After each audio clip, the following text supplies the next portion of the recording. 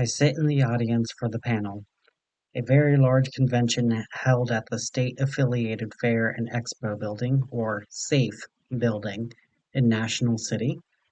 Everyone is jostling for their seats, and I have a coveted front row seat due to being a trusted member of the journalist community.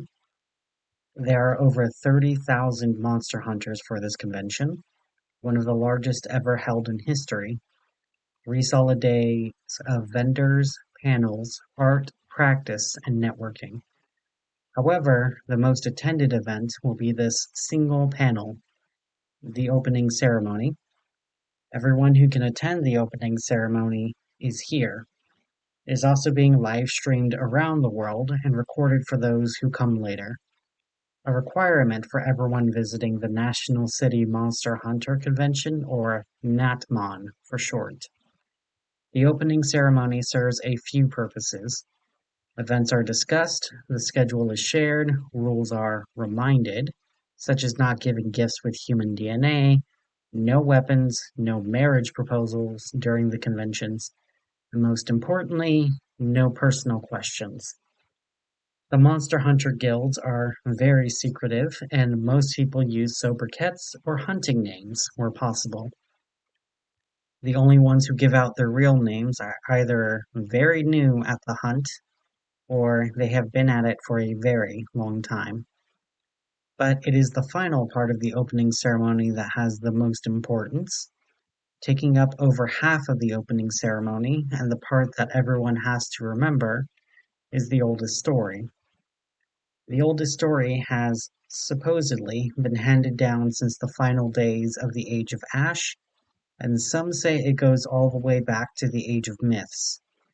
The story has changed, it has added details, it has been translated, localized, but the heart of the story has been the same since the hunters were gathered in caves around the fire, and even now in our large halls, the story is still told.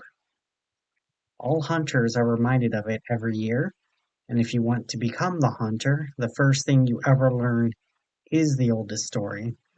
Even before you learn about monsters, even before you learn about fighting, even before you sign your name on the dotted line, those who do not have the patience for the oldest story are never allowed to hunt. Even rogues, wraiths, and wolves know about the oldest story, and they know its importance. Once the world was different from how it was. We did not always have hunters to protect the world from monsters. There are nasty things out there in the world. Most of them remain, some of them don't. We had entire villages enslaved by vampires, where humanity would work for their vampire lords, only to give up their blood and children to the vampiric lords in exchange for another day of life. The vampires grew fat and lazy since they could order whatever they wanted with ease, since they were thought to be unkillable and unstoppable. Our forests were once full of werewolves, powerful beasts that would steal our best kills for themselves. Sometimes they would hunt the deer, boars, and game for themselves, but most of the werewolves would wait for humanity to do the hard part of hunting.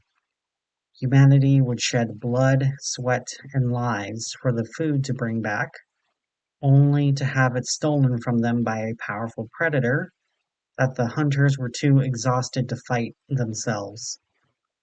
Families often went hungry because so little meat could be brought back for them to eat. The rivers and coasts were once filled with merfolk. They could take fish from the nets, they would demand tribute from sailors, and they would sink ships and boats even if they gave tribute. Why wouldn't they? They could take what they wanted from humanity, and humanity needed their permission just to be in their domain. And it was fun to simply kill and take from people, even if they gave you what they had in exchange for safety.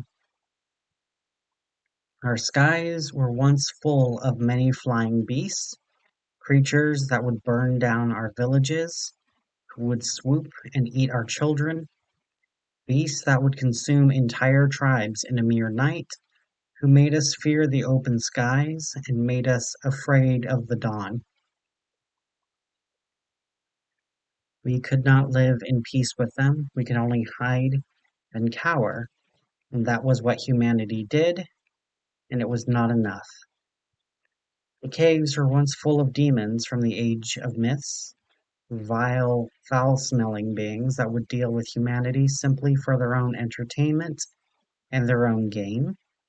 If they bothered to deal with humanity at all, they would also just like to eat us whole, leaving nothing behind for us to bury, not even a soul.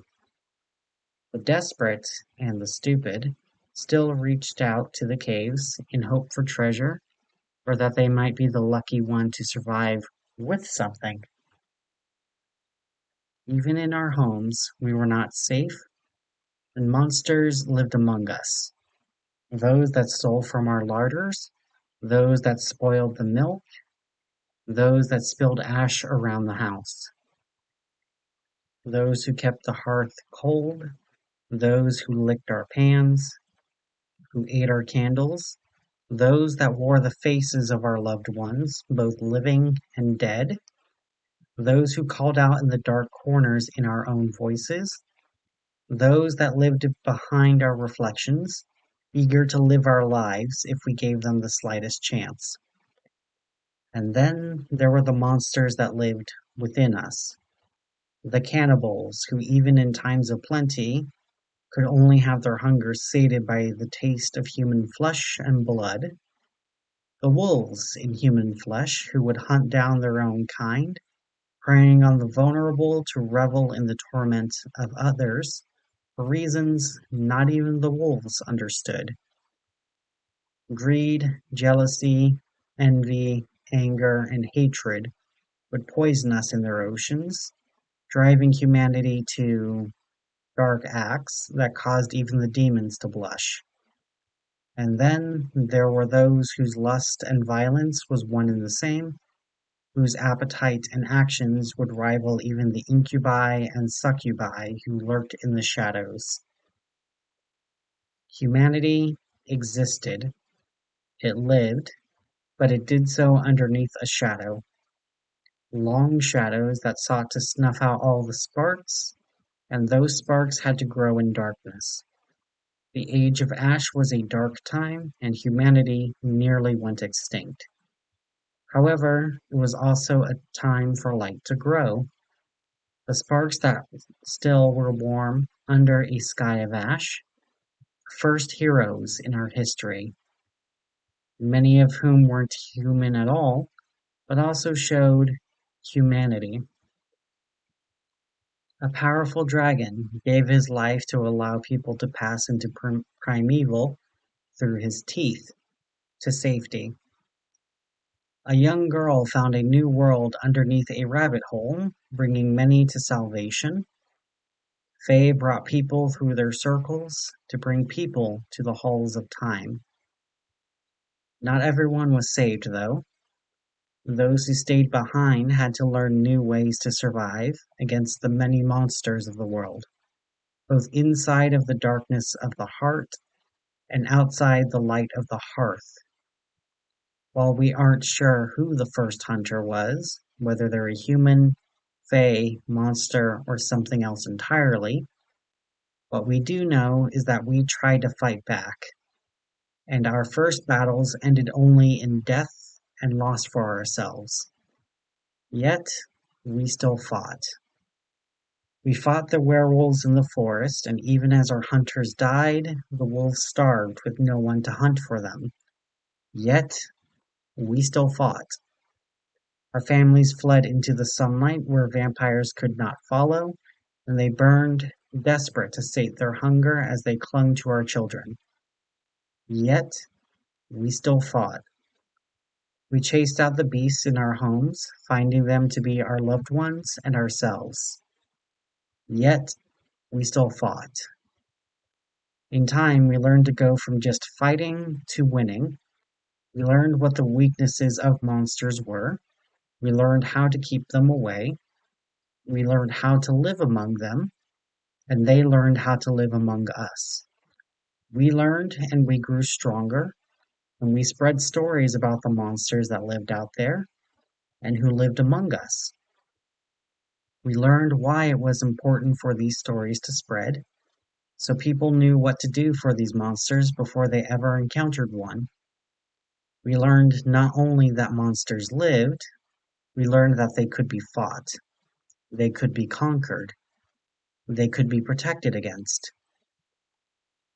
The Hunters Guild formed, fought, and fell, formed again, fought again, and fell again, and this occurred again and again. No matter how many times we died, no matter how harsh the monsters got, whether by sword, flame, starvation, or taxation, the Hunters Guild would always reform after it was destroyed.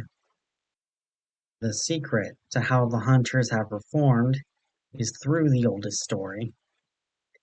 The oldest story is important not because it says that monsters are out there. Anyone can see that. It isn't to warn people of the darkness inside them. They also know that.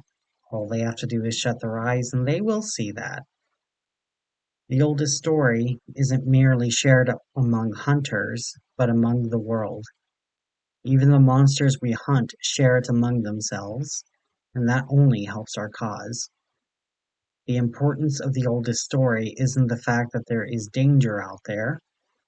It is to remind people that the monsters have been fought before, and we can fight them again.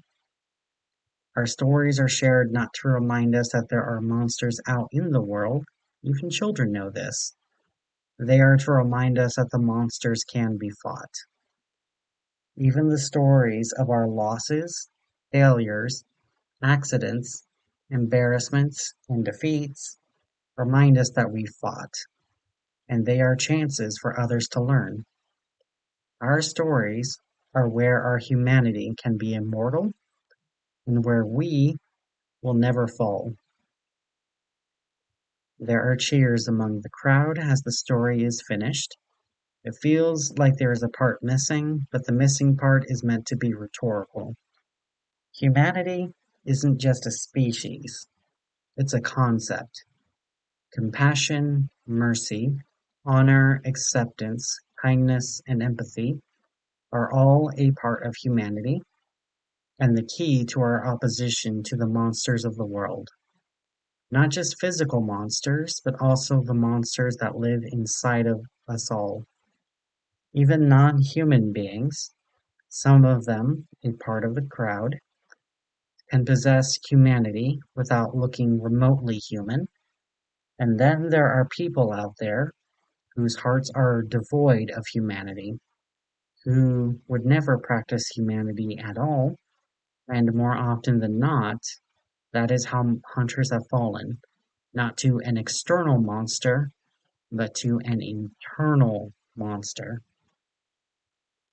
Even so, no matter how many hunters died, how many times the Hunters Guild dissolved, or even when they were scattered to the winds with no relics and no artifacts to say that they were there, the hunters always came back.